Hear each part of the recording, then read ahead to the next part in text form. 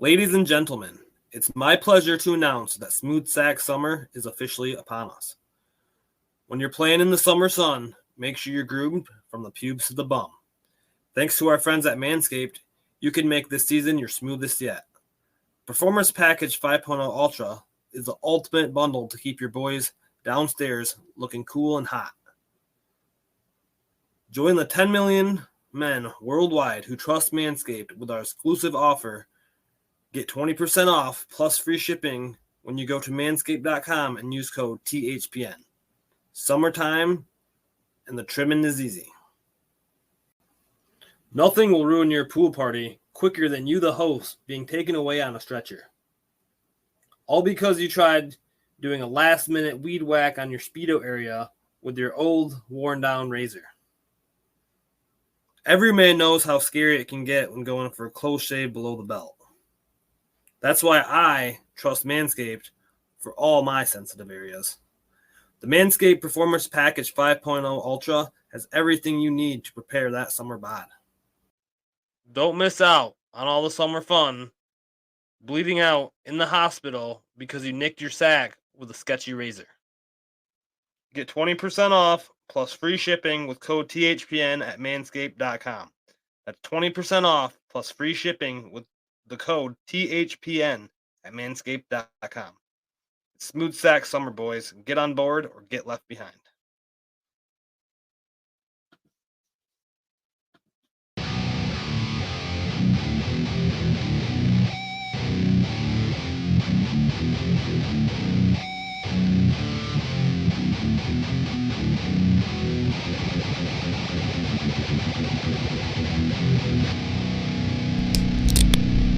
Welcome to the Griffins Pipeline Podcast.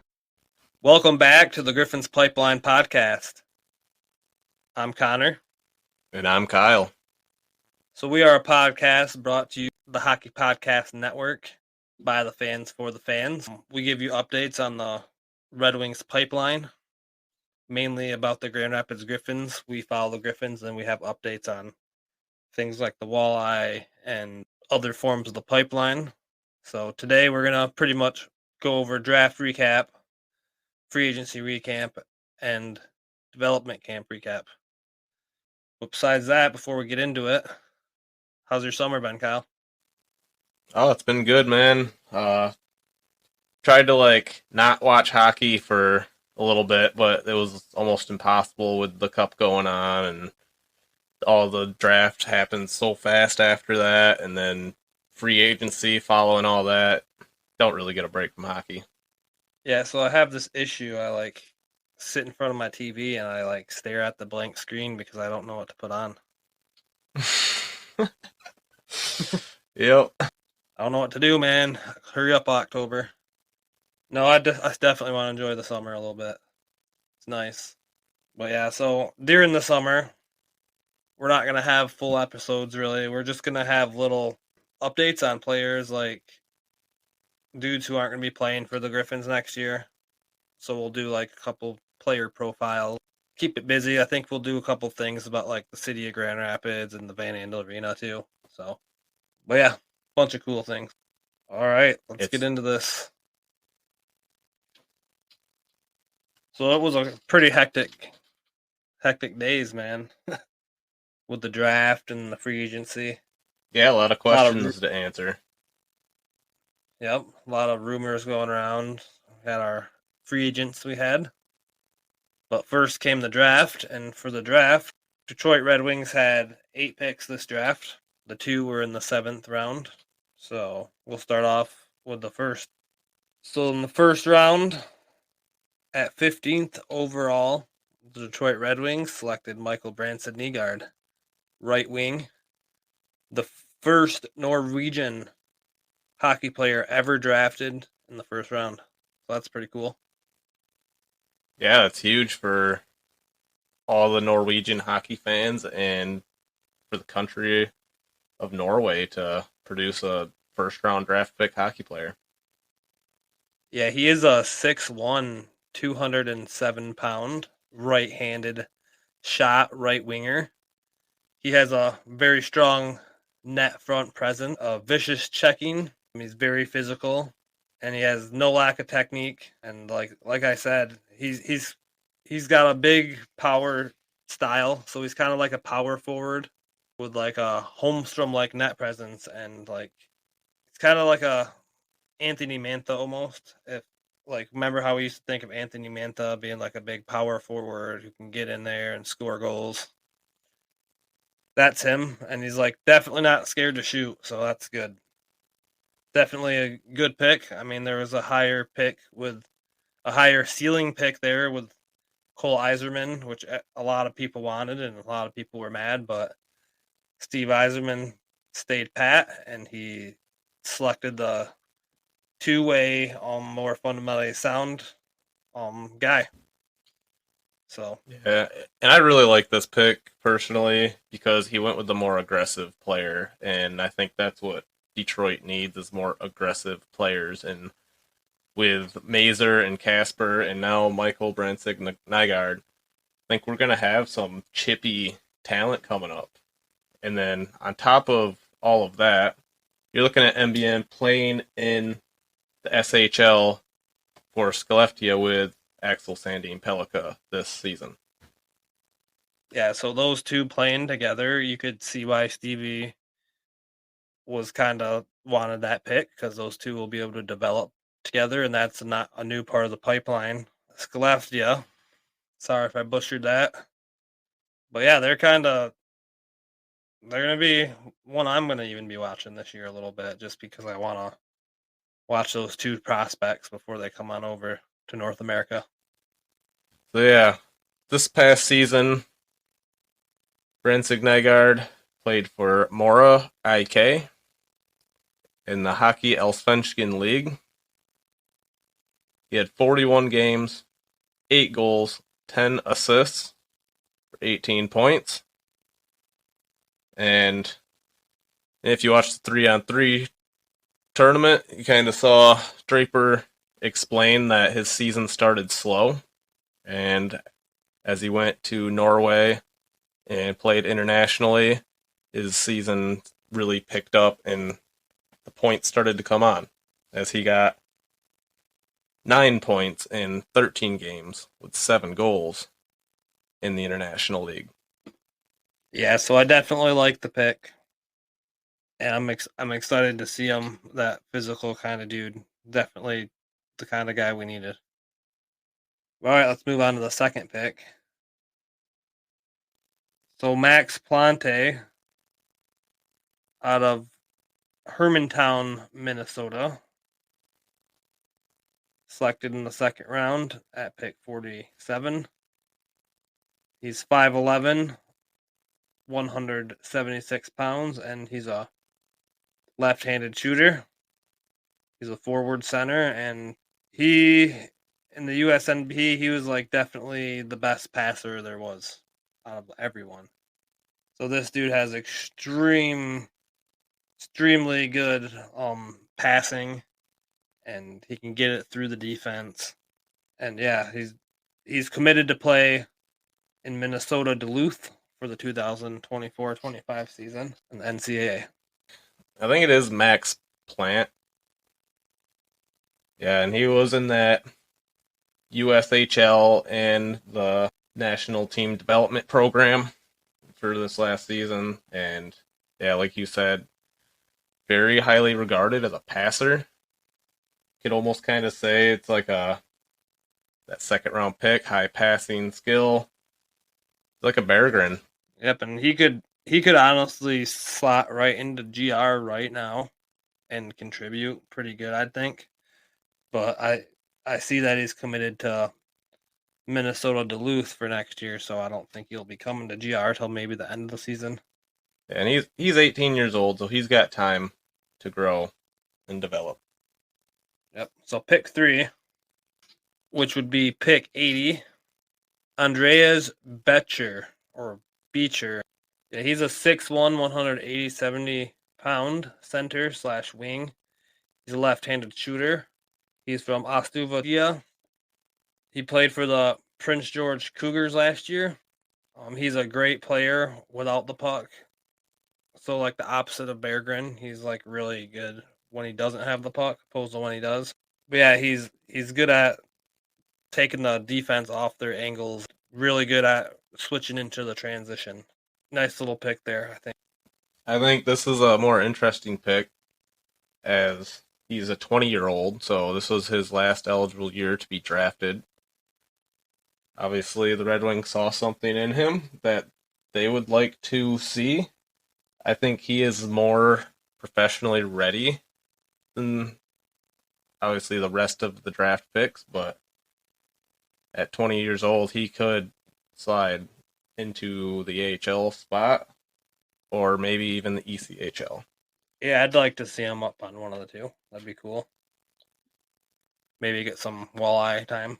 But yep, so 4th round at pick 126, the Detroit Red Wings select Landon Miller, a goaltender from Thornhill, Ontario, Canada.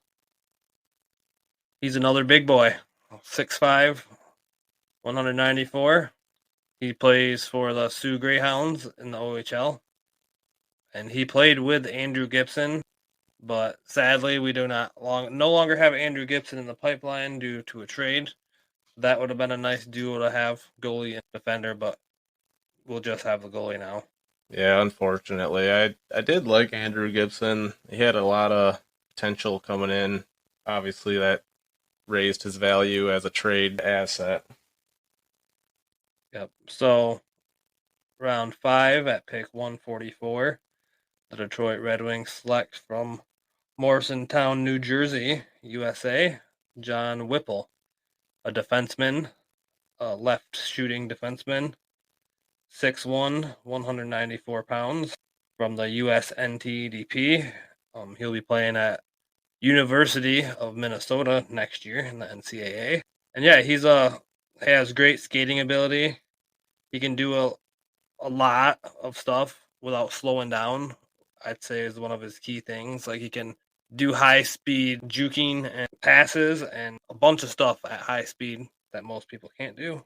And he's a really nice front presence in front of the net, and he'll push you away from the net and he won't allow it, and he'll block some good shots. So overall, pretty good defender. Yeah, and I think he showed a lot of that speed you're talking about in the 3-on-3 development, so check that out. So all right. So let's go to the 6th round pick. Yep, pick number 176, we have Charlie Forslund. He played in the Hockey E10 League for Falu. He's a left or right wing. He's a Swedish player, shoots left-handed, and this season he looks to play for Mora. So yeah, I mean, this guy, the thing that stands out to me is he's not afraid to shoot the puck. He consistently shoots the puck, and he has a very powerful shot. And then he knows how to find open ice, and he'll get himself in open spots, and he'll sneak up and score. Great guy. For a 6th round pick, I like it. So in 7th round, at pick 203, the Detroit Red Wings select Austin Baker from the USNTP. He is committed to Michigan State. He's 6 foot and 190 pounds, shoots left. He's an actual Michigan native. He was born in White Lake Township, Michigan, and he wins a lot of his battles with speed. He wins a lot of those battles when you go down to the board and you're racing for the puck. He tends to be the guy to get there. But yeah, another good guy from Michigan. Looking forward to see the Michigan native in MSU this year, and I know that team's starting to stack up with talent. Another piece of the pipeline. We got Skelta, Michigan State. We almost had, like I said, with Andrew Gibson and the new goalie, Landon Miller. At the Sioux Greyhounds. Yep, at the Sioux Greyhounds. Yeah, and what about North Dakota, where we had the acquisition of Johannes, and we have Dylan James over there. Round 7, at pick 208, the Detroit Red Wings selected Fisher Scott. He's a left-handed defenseman, 6'2", 179 pounds, from Colorado, and he is committed to play in the Colorado College in the NCAA. Yeah, Fisher Scott played the Dominique Fighting Saints. I believe he was the assistant captain over there, so maybe a little bit of leadership coming along with him. Yeah, it's always good to see someone who's been in that leadership position. So we'll see if that can translate up to playing with men instead of, well, obviously he's got a couple of years in college. We'll see if it transitions to the Collegate.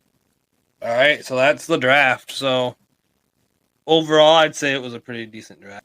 Yeah, nothing really set fire off except for the Michael Brandsegna pick. I think he will turn out to be something special. And I am very curious to see what we get out of Max Plant, because that's a interesting pick, and second rounders are either boom or bust. All right, so let's get to DraftKings.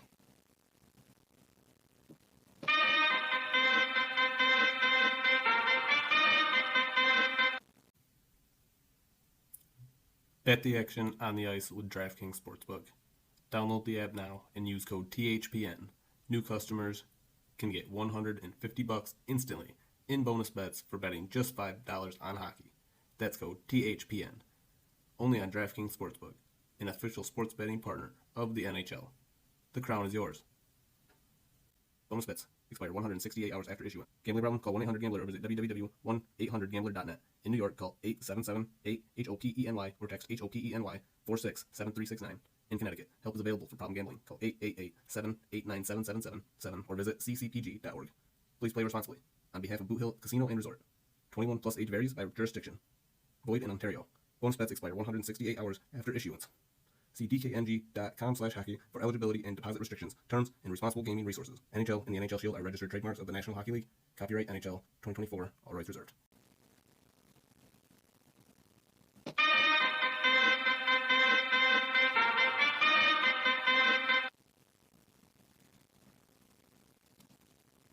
All right, so we're going to go over the free agency, which was, there's a lot of rumors going around about maybe getting Steven Stamkos and Marchessault, Trouba.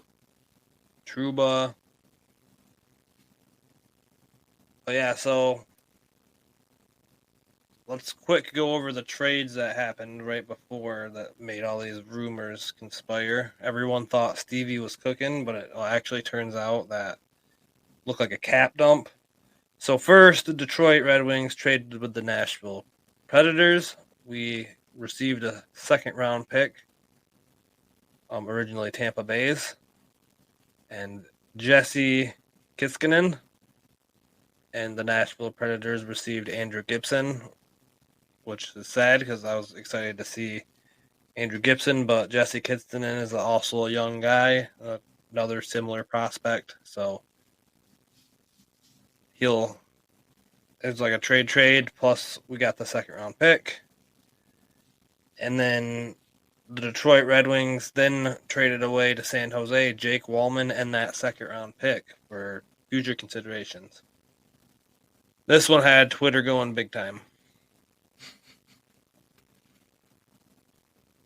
Yeah, it had me going big time.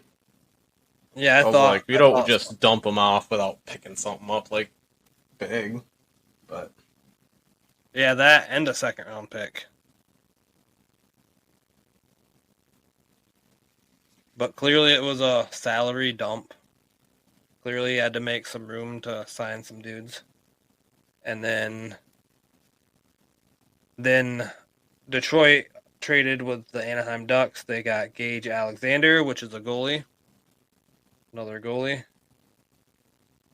And Robbie Fabry was shipped to the Anaheim Ducks, and along with a fourth round 2025 conditional pick. So yep, a lot of money cap cleared up with those two moves. And then Patrick Kane was signed at the last minute before he went into the free agency on a 1-year, $4 million deal with $2.5 million in incentives. So he kind of wanted a term, and he didn't get it. Iserman stayed strong on the 1 year, and he got the 1 year done. I mean, he is coming back from hip resurfacing surgery, so you can't really guarantee that he's gonna stay healthy. So you don't want to spend a bunch of money on a guy that you don't know is going to be there. So 1 year is probably the best you could do with him. And $4 million, I mean, that's good. I mean, I like the deal. I'm glad to have Patrick Kane back big time. Yeah, it makes sense. And to acquire that talent for another season, and I think Kane's actually really excited about it too, so I think it just makes sense. And at the end of this season, we'll see if it was worth it or not. Yeah, and then so there was in the works actually, like the deal was pretty much already clear, and it was like being reported all over that it was going to get done pretty much. Jacob Trouba was going to be traded over here, but it turns out that his wife just gained residency in a hospital in New York, and she's like does not want to move. So pretty much at this point, Trouba's like, I'm not going anywhere, and I don't want to go anywhere. And it's like almost to the point where he's gonna just want to retire instead of move. So it's like at that point, even if he did get traded over to Detroit, he's not going to be happy, and it's just going to be a problem. So I see it as keep it New York's problem, and I'm glad we didn't sign him if there's uncertainty like that. I mean, he's a heck of a player. I mean, captain of the New York Rangers, but it's not worth that kind of risk. Agreed.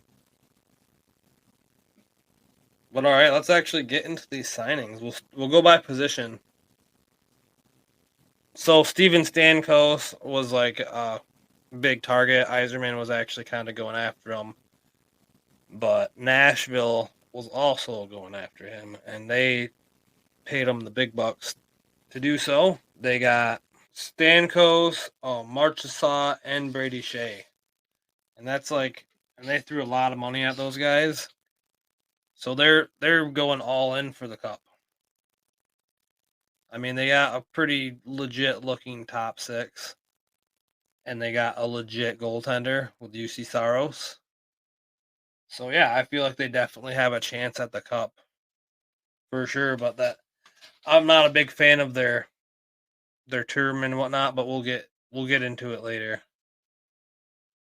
But we'll get into Detroit signing. So that being said, Detroit didn't want to spend all this money, so they didn't make the big signings, but they did manage to get Vladimir Tarasenko for 2 years for 4.75 AAV. The dude played amazing in Florida. He's still very clutch, and he's fresh off a Stanley Cup. So, I mean, he kind of replaces that scoring that was missing with David Perron. I almost feel like he score even a little better than David Perron, and it's a reunion with Patrick Kane. So, I'm excited to see it, man. Yeah, and I think with Tarasenko, just seeing that he was like one of the first people to actually get the cup in his hands after they won, just kind of shows you what he meant to Florida and how much his efforts actually got them there. So, yeah, hopefully it's the same with us. Hopefully he comes to Detroit. I know in the past watching Tarasenko, it's been a nightmare.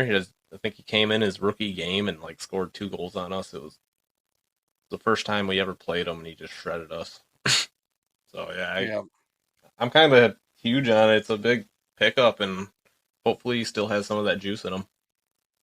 Yeah, and it's for a good deal too. The money, like, I would way rather have Vladimir Tarasenko than Steven Stamkos at freaking $8 million.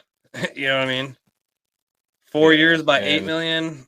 We got this dude 2 years, 4.75. So that's it's not a deal we're stuck with. Exactly, 2 years too. Yeah, so Big fan of that signing. So then Tyler Mott, he's an old Tampa Bay guy. He's actually like a really good defensive guy. Like he gets in all the areas that matter. So I think he'll find his way on the Red Wings lineup probably. Probably a fourth line grinder, but I can't remember what podcast I was listening to, but they were saying that he'd probably pair good with Berggren because Berggren's not that good defensively. And yeah, I think that it would give Berggren more of a chance to go out and score his goals. But I personally would like to see Berggren a little higher up on the lineup. I think he's got more ability, but like we'll get to that on a different day. Keep on topic. And with Tyler Mott, it's big go blue there, right? Yeah, go blue. Another Michigan man coming in. This is the fourth one now, I believe. Iserman and these Michigan men. We'll take them. The thing is like all these Michigan men, they probably are the people who are outside playing street hockey, rooting for the Red Wings, and like the whole reason they were playing hockey is because they wanted to play for the Red Wings, and now that they're actually in that position and they're adults, and now they're like playing for the Red Wings, they're like living their dreams out. Like there's way more passion there. I really like to see all these Michigan men. I really do. Well, so yeah, Joe Snively. That's a Grand Rapids Griffins signing. Signed him for 1 year. He was a top guy in the AHL. He's a 2-time Calder Cup champion. He played for the Hershey Bears.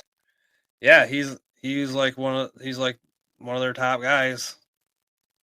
Yeah, and definitely he's got some time in the NHL with the Capitals. So just a solid veteran president. Veteran presence coming over after the loss of Aston Reese. Yeah, or like we don't know about Matt Luff either at this point. So like it's nice to see that we locked up a solid guy, so at least we have him. Right. But yeah, good signing for the Griffins. So Sheldon Dries, 2-year, 2-way, pretty much a depth guy. You know, he'll be just a depth guy pretty much. And then Tori Dello, we signed him for a 1-year, 2-way, and he will probably be a depth signing too, probably down on the Griffins for the most part. Yeah, with Sheldon Dries coming over from Vancouver and Tori Dello coming over from Chicago Wolves. Yeah, we got to play him a couple times and see him on the ice this past season. Yep, so that's it for the forwards, I believe. Yep, it is that. That is it for the forwards. So we'll go to the goalies real quick. So the Detroit Red Wings got Cam Talbot, who's been a legitimately consistent goalie. He's played for the Kings last season. And yeah, he's legit. He's consistent. He could be he could solve the goalie inconsistency issues. I mean, we have Lyon and Husso and even Ned. It goes back to Ned where it's just these goalies come in and they start out great. But then like we like over rely on these goalies and they fall apart. Happened to Ned, it happened to Husso, and it kind of happened to Lyon there at the end of last year. And hopefully inserting Cam Talbot into it maybe can be more consistent. And yeah, I think with Cam Talbot, you're looking at just a more reliable veteran than the veterans we've had in the past. Bernier was great, but obviously it's just these older goalies, they do have a little bit of a time span. And I think we got Cam Talbot at a good point in his career where he's just looking to play steady hockey somewhere. And Detroit gives him an opportunity to do that. And whether he competes and takes that number one job, and I guess we'll see if Husso or Alex Lyon can even step up and compete for it. Yep. So and then we signed Jack Campbell to a 1-year deal. He'll probably be a Griffins guy if he can clear waivers. You think he's played for the Maple Leafs, and yeah, he'd just be a good guy to pair with Kosa. Yeah, and he Yep. was over on Bakersfield last season, so definitely got a lot of time in the AHL last season. Nice. But yeah, so that's all the goalies signed in the free agency. I mean, obviously we got a couple other ones we got the one via trade. Yeah, Gage Alexander. That he might end up being like a Toledo walleye with a crowded goalie room in Grand Rapids. He's a 22-year-old, I believe. Yep. But yeah, so that does it for goalies. Let's get into the defense. So William Lagesson, another Grand Rapids signing, another guy on the veteran on the defensive line. Probably see him down in GR. He's got a lot of experience. So nice to see him. And then Eric Gustafsson is probably the big defensive signing for the Wings. He's like a more defensive Gostisbehere. You take away a little offense, but you add more defense. Yeah, I've heard that a lot. That he's a comparable player to Gostisbehere, and he kind of replaces that absence. So, good pickup there. And if he is a little more defensively, we'll take it. And honestly, it gives room for Albert Johansson to be on the team. And I'll tell you right now, you guys are gonna like Albert Johansson.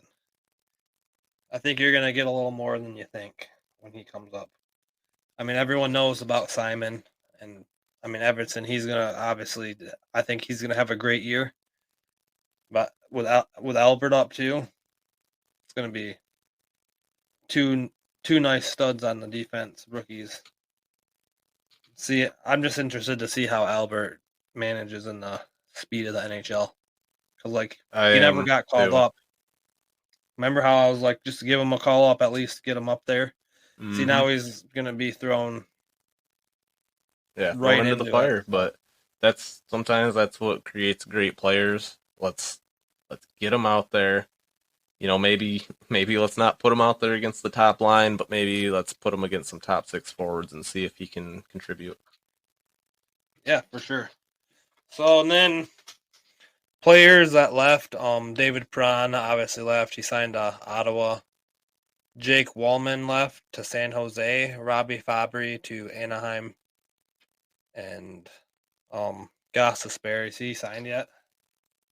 Yeah, Carolina for 3 years. Back to Carolina. Yep, back to Carolina. And then I've seen Wyatt Newpower also is gone, for sure. Yep, Wyatt Newpower. Zach Aston Reese signs with Vegas. I think Newpower signed with Bridgeport in the AHL. So, yep. Thank you, Newpower. And we'll catch up with Brad later on to go over the walleye guys. But yeah, so, and then the last thing in this free agency section, the RFAs, the restricted free agents, qualifying offers have been sent to Mortiz Sider, Lucas Raymond, Jonathan Bergeron, and Joe Veleno, but not to Jared McIsaac. So Jared McIsaac also gone, and as far as I see, everyone accepted their qualifying offer for their restricted free agents, except for Joe Veleno. Joe Veleno is going into arbitration with the Detroit Red Wings. So I'm guessing they're not far off. I'm hoping they can just make a deal. And yeah. Yeah, I guess one question I have before we kind of leave this free agency deal is I'm curious where Michael Hutchinson, our goalie, sits now with Campbell in the room, Bednar in the room. Just seems like a full goalie room. I'm curious who we end up actually sending down to like Toledo. But yeah, with I mean, Kosa, obviously our starter. I think it's looking like Jack Campbell might be our backup if if we don't I'm pretty maintain sure. Hutchinson. Yeah, I'm pretty sure he has to go through waivers. So if he even makes it through waivers, which he probably will, I'd assume it'd be him. And like, what do you do? Carry 3 goalies? Yeah, I mean, we got Carter Gylander too, who I'm Oh yeah, guessing yeah, will end up on ECHL. yeah. I mean, like you never know. One of these dudes might just come in and blow us away. Right. And then next year, even like at the end of the year, we might get Trey Right. Augusta. Augustine. Trey Augustine. Got ya. Yeah, real quick, I just want to say overall, we didn't get the big signings we wanted, but we pretty much filled all the needs. We didn't take any major steps back.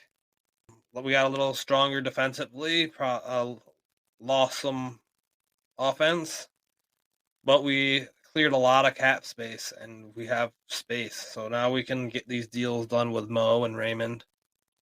No substantial steps forward. It'll be a lot of teams in our division got a little better, so I mean, it'll be tough to make the playoffs. So we'll see. But overall, I can't complain at what Iserman did. Yeah, I think Iserman's counting on the growth of our young players to get us to the playoffs.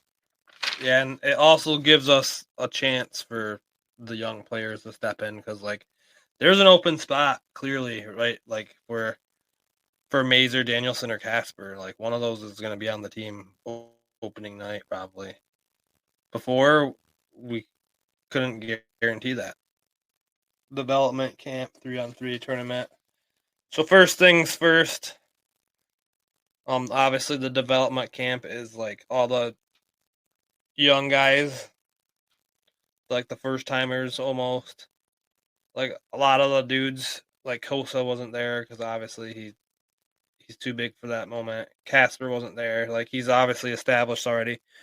But like all the new dudes, there's a list. I'm not gonna read through the whole list and bore you guys, but you can find the list pretty easy. There's a bunch of all the draft picks this year, bunch of last year's guys. Yeah, basically the last 3 years worth of picks, some free agent invites, people that aren't playing for a team and are looking to make their way to the NHL. So give some of these young kids a try, see what they're capable of against their peers. Yeah, so Pavel Dastuk and Nicholas Cronwell were there working with the kids. It's great to see Pavel Dasuk out on the ice. All the kids were clearly amazed. Yeah, it goes a long way when you got possibly the greatest stick handler to ever step on the ice out there and you get to learn from him. I'd be firing questions faster than he could answer them. I'm sure of that. Yeah, for sure. But yeah, so for the 3-on-3 tournament, I gotta say Michael Branson Nygaard definitely stepped up right away and looked really good. I'm excited to see him. A couple other dudes that really stood out to me was that Rolchowski dude, the Czech guy. Ryklowski. Ryklowski. Yeah, I thought he looked really good. I thought Red Savage. I thought Red Savage looked good out there. I mean, all these guys looked pretty decent out there. Like, I'm pretty impressed. I gotta shout out, obviously, Hunter Johannes for having just that's great. Obviously, he's probably the oldest guy out there, and he's like the veteran of the room coming in. But he really showed that he is capable of stepping up and kind of controlling the younger crowd, and he did. He came in, got 3 goals, and really kind of put on a show for everyone to be like, who the heck is this kid from North Dakota?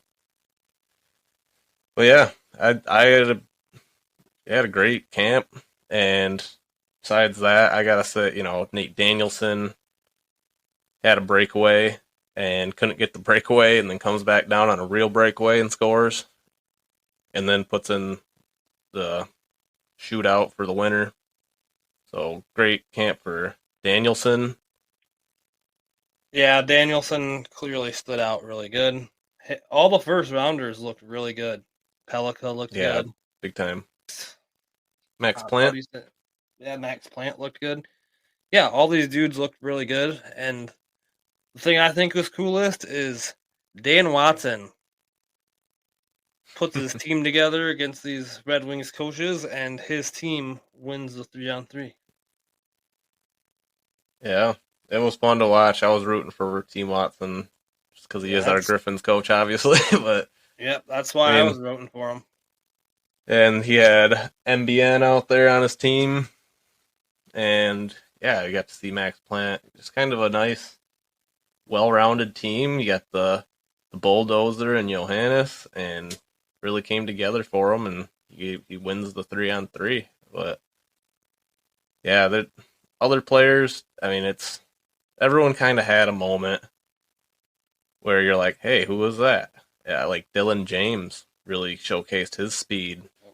Yeah, the other North Dakota talent that we have. And then we got to hear from Jakob Kindl in the broadcast, kind of different opinions from, his time doing camp in the Joe Louis Arena and how it is now, and it's kind of getting to, as a player still, getting some different opinions on, or hearing them from Jakob Kindl was kind of nice to hear. Yeah, it was definitely a fun little event, and now everyone can pretty much enjoy their summers till late September, and then we'll be back at it. But like we said, we'll be doing some other stuff in the middle there, throwing in some player profiles for some of the players that aren't going to be on the Griffins. So yeah, check those out. But we actually have one more segment left. We got the penalty box. You taking the Ginla? Yeah, you know it. Because I'm taking whatever one you're not. I am definitely taking the Utah Hockey Club, and I'm putting them in the penalty box for this one. You literally got the Flames, like, a couple picks behind you. And Jerome McGinley's up there with his boy and waiting for the Flames pick, but they just couldn't quite make it there because the newest team in the NHL wanted to start out hated. Yep. It's a great way to just like anger the rest of the league and like do something, like just take wrongfully. Yeah, there's plenty of other dudes there. I mean, yeah, he was. I mean, if you want, you know your guy, you're gonna take your guy, no matter what anyone thinks. But show a little class, man. Yep. That would have been huge for more than that would have been huge for that whole franchise. Right. Yeah, and I think he's stuck in Utah. You're just coming into the league and creating enemies like day one. Like the first thing you do coming into the league, oh yeah, we're the Utah Hockey Club. We're gonna make everybody mad. So, yeah, off to a great start they are, and I'm sure T.J. Ginla will be a great asset to their team. And I thought about it too as like, maybe he doesn't want to be in his dad's shadow in Calgary. Maybe he wants to start his own thing over in a new hockey club. But let's just be real. If it was just, it would have been a cool thing if Ginla got drafted to the Flames. It would have been real cool. I'm disappointed that it wasn't. So yeah, 5 minutes. I'll give him 5. Well, yeah, I agree. 5. So for me, I'm going to throw the Nashville Predators in the penalty box. You're gonna throw them in the box as they just dished out so much money. Like, oh, we're going for the cup completely, when it's like now I don't really think they're there yet. Like, you got Saros as a goalie, and like, yeah, you just signed all these dudes, but all these dudes you signed for like 4 years. So Brady Shea they signed for 7x7. Marchessault they signed for 5x5, and Stamkos they signed by 4x8. And those are all dudes who are in like the worst end of their career. It's like if you got to win a cup now. Like there is going to be no soft rebuild after this. Like it's you just put all your bags in one basket and you better win. And I just if Saros doesn't stay strong and hold you there, then I don't think you're going to be able to do it. Yep. So have fun in the box, Nashville. It's 2-minute minor. I'm not gonna, because it could come out and they could go win the cup. I mean, it can happen. I mean, they got the talent, but odds are it probably won't work out for them. But best of luck. Have fun in the box. That should pretty much wrap us up. We're part of the Hockey Podcast Network. We are a podcast by the fans for the fans. There's a long off season ahead of us. Things will happen that you're not expecting. Until the final roster is drawn up on opening night, don't pencil anybody in for anything.